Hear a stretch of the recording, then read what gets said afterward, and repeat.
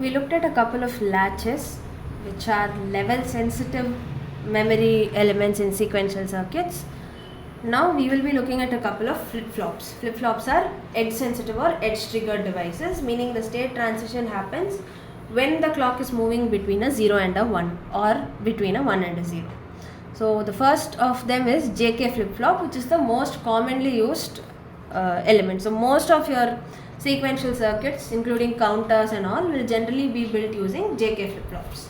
So this is the setup, and if you notice carefully, you will realize that this part is the NAND implementation of an SR latch, and you have these additional connections here. Q and Q bar are connected to the opposite inputs. So the clock we connected to the inputs, but we do not consider it as an input in the function table or the expressions, because the presence of the clock there is to just signify that it is an edge triggered device. So how that connection creates edge triggering is some core hardware concept which we will not go into for the purposes of our course. So here's the circuit setup and the function table. We'll try to work this out now. First case, J0, K0. J is 0 and K is 0, so both this input to this NAND gate as well as this input to this NAND gate are going to become a 1. Why? Because these are NAND gates here. So anytime a 0 passes through a NAND gate, the output becomes a 1. So these two are 1. So this is similar to your 1-1 inputs in the NAND SR implementation. And if you remember from there, that means it will retain the same state. So 0, 0, no change, no change. Q again is the current state, and Q bar being its complement. Next up, J0, K1. So J is a 0, meaning this input is already a 0. So this input is already a 1. K is a 1. So Q is connected over here. So finally the input here is going to be Q bar. Why? Because clock, like I said, we do not take it into consideration. K is a 1 and the other input here is a Q. So Q and 1 would be Q.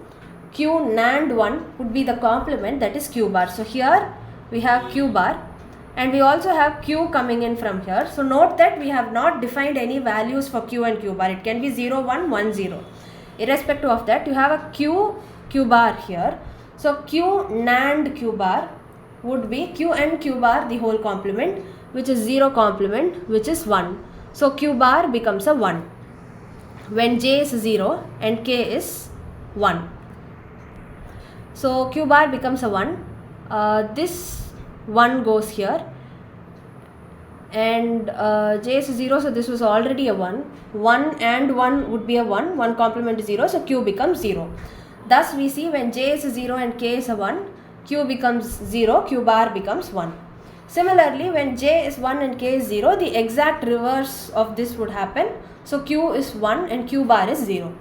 And when you give both J equals 1 and K equals 1, what happens is, first this Q is the input here, so here you will get a Q bar. Why? K is a 1, Q is the input here. Through the NAND gate you will get a Q bar here. Similarly, you will get J is a 1, Q is the input here, so you will get Q bar is the input here, so you will get a Q here. So when J is 1 and K is 1, at this point we get Q, and at this point we get Q bar as the inputs. Now Q and Q bar cannot be the same value. They cannot be 0, 0, they cannot be 1, 1. So it is either a 0, 1 case or a 1, 0 case. And this part is just your NAND gate implementation, right? So if you go back here, when it's a 0, 1 case, you will get this state, and when it's a 1, 0 state, you will get this state. So what happens is, those two states keep toggling between each other. So when you give J1, K1, first it will be Q1, Q bar 0, and then Q0, Q bar 1, and vice versa, and it keeps shifting back and forth until you change the value of J or K. So to summarize the JK flip-flop, when I give both J and K as zeros, it just retains its previous state. J0, K1, Q0, Q bar 1, irrespective of the previous Q state. J1, K0, Q1, Q bar 0, again irrespective of previous state. And J1, K1 means the system keeps switching back and forth between Q0 Q bar 1 and Q1 Q bar 0 indefinitely. A variation of this is the T flip-flop, analogous to the D flip-flop which we derived from the SR latch. Here we have the T flip-flop. So if you remember the D latch, it was very similar to the SR latch, and you had one input here and you took its complement and put it here instead of a second input. So here in the T latch it is similar. You again have only one input here, but you don't put its complement over here, you take the same input and put it here. So the only available states are, so if you take T as equal to J, then the same T is also equal to K. So J0 K0 and J1 K1 are the only allowed states. So why do we have this kind of a flip-flop?